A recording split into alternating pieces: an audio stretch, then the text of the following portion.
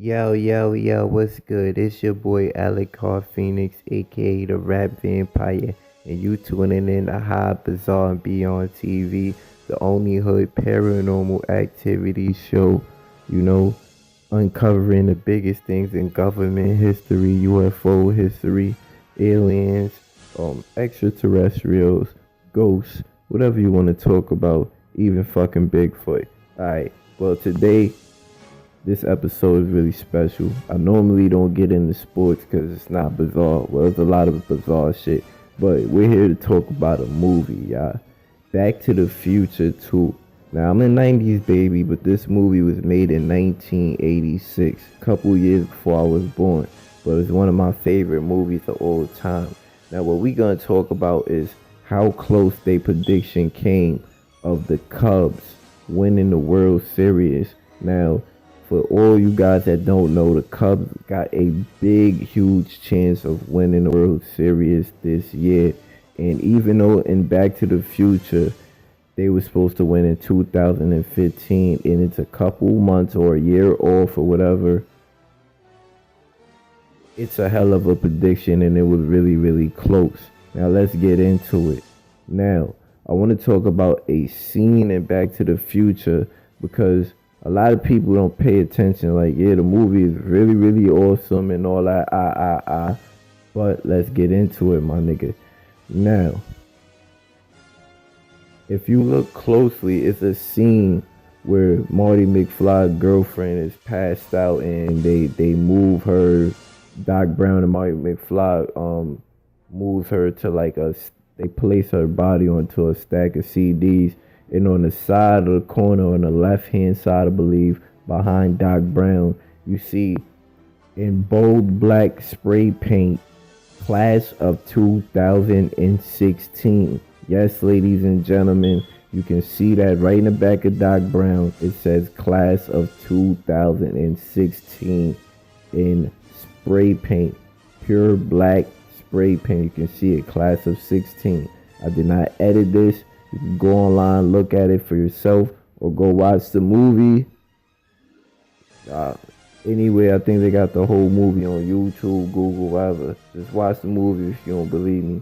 Now, even though the Cubs did not win in 2015, they was in the playoffs in 2015. They came close, but it's a year later, and they're about to win. So, what do you say about that? And also in Back to the Future, they got a lot of other predictions. Like, you got to think about it. Back to the Future had flat screen TVs in it. And we got flat screens now. You know what I'm saying? And Back to the Future, they got the virtual reality. Well, we got virtual reality now. I mean, virtual reality is more and more like bigger in 2016 now than it is in 2015, but it's still a hell of a prediction. Like, they predicted drones. Like in Back to the Future, you see, you know what I'm saying, like a drone fucking walking a dog. Like, it's mad fucking predictions. Like, you see, like, this is, if this is not a hell of a prediction, some haters be like, oh, it ain't predict. I know we got the fucking hoverboards. It's not the same as we expected. But yo, I did my own type of like little investigation. What if I forgot who directed Back to the Future. I forgot, man. I'm so high right now. I think Spielberg or whatever. Like, what if they really went to the future and somehow fucked up the timeline, and that's the reason why it's the way it is? I mean, you gotta think about it. Biff is supposed to be Donald Trump. What else? The hoverboards, they're not flying, and if this is not a big enough like prediction for you, I'm gonna put up the letter, a newsletter from Back to the Future in the movie, where it predicts. If you look closely, you see a lot of people ain't read. They just paid attention to the picture when Biff's grandson got locked up. You gotta read the thing. It says the president's She says she is tired or something like that. Now so meaning that in 2015 there was a woman president. But the main thing about today's show is I'm just trying to say that Back to the Future predicted a lot of shit, man.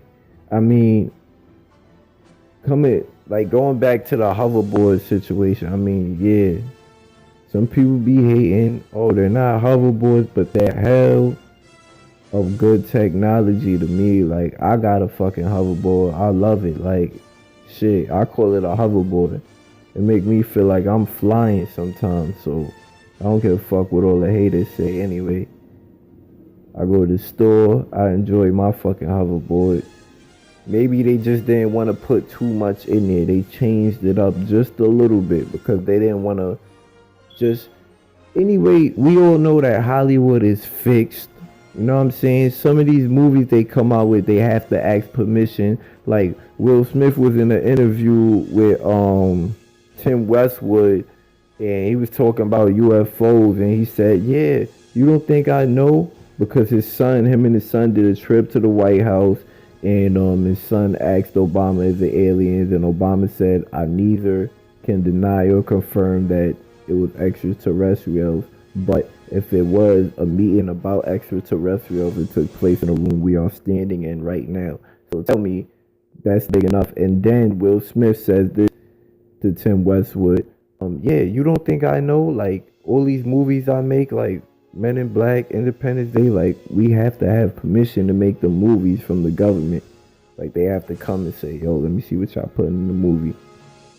Like, it can't be exactly what it is. Like, maybe Hollywood over exaggerates certain things, but you got to think about it. Like, it's really facts. Like, this is crazy. Like, they predicted a lot of shit in Back to the Future, and I don't care what you say. They had flat screens. They predicted that the Cubs is gonna win, and like I showed you in this clip, in this picture, that it says class of 2016. Now that's high, bizarre, and beyond. And I'm out, and I'm gonna roll this joint, and I'm out of here.